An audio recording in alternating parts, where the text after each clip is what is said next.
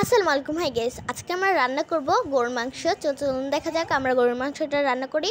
So বলুন তো এটা কী গাছ, অবশ্যই কমেন্ট করে জানাবেন এটা কী গাছ। সো এখানে দেখুন আম্মু মাংস নিয়ে নিয়েছে, মাংসটাকে এখন কেটে নেবে, ভালো মতো ধুয়ে তারপর কেটে নিচ্ছে। এই যে আম্মু সুন্দর করে কেটে নিল। তারপর এখানে রাইস কুকার নিয়েছে, রাইস কুকার হচ্ছে অনটা করে দিল। রাইস কুকার অন করার পর এখানে সয়াবিন তেল দিয়ে দিল আর পেঁয়াজ দিয়ে দিল। এই যে এখানে সয়াবিন তেল দিয়ে দিচ্ছে আর পেঁয়াজ আর দিয়ে দিল আর সরিষা তেল আর সয়াবিন তেল দুটো মিক্সড করে দিয়েছে। আর এখানে দেখুন ময় মশলা নিয়ে নিয়েছে। এখন হচ্ছে এই ময় মশলাগুলো এটার ভিতরে দিয়ে দিবে। এই তো দিয়ে দিল। তারপর এখানে আদা রসুন বাটা দিয়ে দিল।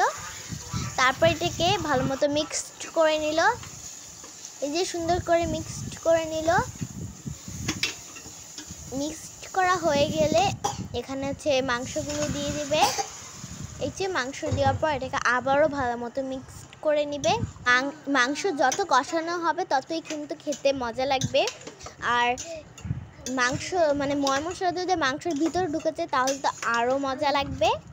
সো তার জন্য এটাকে ভালো মতো লেড়ে চেড়ে নিতে হবে, না হলে কিন্তু ময় মশলাটা মাংসের ভিতরে লাগবে না। তো তারপর ঢাকনা দিয়ে ঢেকে রাখলো। আর এখানে হচ্ছে ডাল নিয়ে নিচ্ছে, ডালটাকে ধুয়ে নিল। এই যে দেখুন ঢাকনাটা তুলে নিল। তারপর আবারও সুন্দর করে লেড়ে নিচ্ছে। তারপর এখানে দিয়ে দিবে পানি, পরিমাণ মতো পানি দিয়ে দিল। আর এখানে কিন্তু আমরা সব কিছু পরিমাণ মতো দিয়ে দিয়েছি।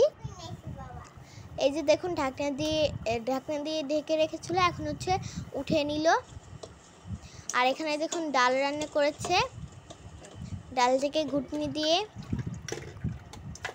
আর এখানে দেখুন মাংসটাকে অন্য পাতিলে ঢেলে নিল। আর এই যে আমাদের মাংস রান্না শেষ। আমাদের মাংস রান্না আপনাদের কাছে কীরকম লেগেছে অবশ্যই কমেন্ট করে জানাবেন। আর এই যে দেখুন এখানে হচ্ছে বাগার দিবে ডালটাকে।